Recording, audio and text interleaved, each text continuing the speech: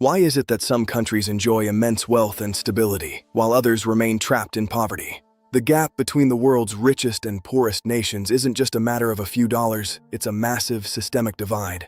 For a long time, the geography hypothesis was the leading explanation. It suggests that climate and resources are key. But if resources were everything, why are countries like the Democratic Republic of Congo struggling while resource-poor Singapore thrives? Access to the sea and trade routes definitely helps, but it doesn't tell the whole story of national success. Then there's the culture hypothesis, the idea that social values, religion, or work ethics drive development. While culture matters, it's often a result of economic success rather than its primary cause. Look at North and South Korea. One people, one culture, but two vastly different economic outcomes. The real difference lies in their institutions. Economists now argue that institutions, the rules that govern a society, are the single most important factor. There are two types: inclusive institutions which share power and wealth, and extractive institutions, which concentrate it. Extractive institutions are designed to pull wealth from the many to enrich a small, powerful elite. In these systems, there's no incentive for the average person to innovate or work hard because their gains can be seized. Inclusive institutions, however, protect property rights and encourage competition, fueling innovation and prosperity. They allow for creative destruction, the process where new technologies replace old ones, moving the whole economy forward. History shows us that these institutional shifts often happen at critical junctures, moments of major change. The Industrial Revolution took off in England because its institutions had already become inclusive enough to allow it. Colonization also played a massive role, often setting up extractive systems that persist to this day. Once these extractive systems are in place, they are incredibly hard to break, as the elites benefit from the status quo.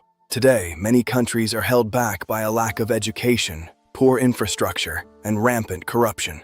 When the rules of the game are rigged, no amount of foreign aid or natural resources can create lasting wealth. Investing in people through education is one of the most powerful ways to build inclusive institutions. High-trust societies, where people believe the law will protect them, almost always perform better economically. A reliable legal system allows businesses to plan for the future, invest, and grow without fear. Political stability is the bedrock. Without it, long-term economic planning becomes impossible. So we've seen that while geography and culture play a part, the real key lies in the institutions we build.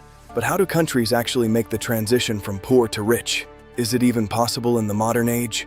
The post-World War II era saw remarkable transformations in countries like Japan, South Korea, and more recently, China. China's growth was sparked by moving toward more inclusive economic institutions, even while keeping extractive political ones. Whether that kind of growth is sustainable without political freedom is one of the biggest questions of our time. Ironically, having too many resources can sometimes be a curse, leading to conflict and corruption. Successful countries diversify.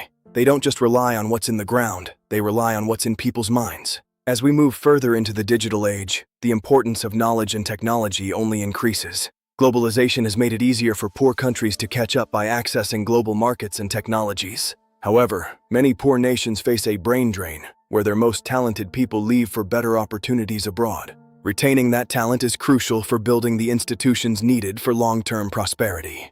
The role of foreign aid is also heavily debated. It can help in a crisis, but it's rarely the long-term solution. Lasting change almost always comes from internal institutional reform, driven by the people themselves.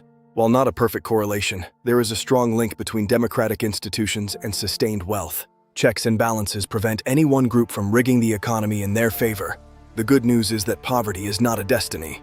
We have the tools and the knowledge to change these systems. In the last few decades, hundreds of millions of people have been lifted out of extreme poverty. But new challenges, like climate change, could hit the poorest countries the hardest. Addressing these issues requires global cooperation and a commitment to shared prosperity. Because a world where everyone has the opportunity to thrive is a more stable and prosperous world for us all. The question for the next century is whether we can build inclusive institutions on a global scale. In the end, it's not just about the gold in the ground or the weather in the sky. It's about the rules we live by.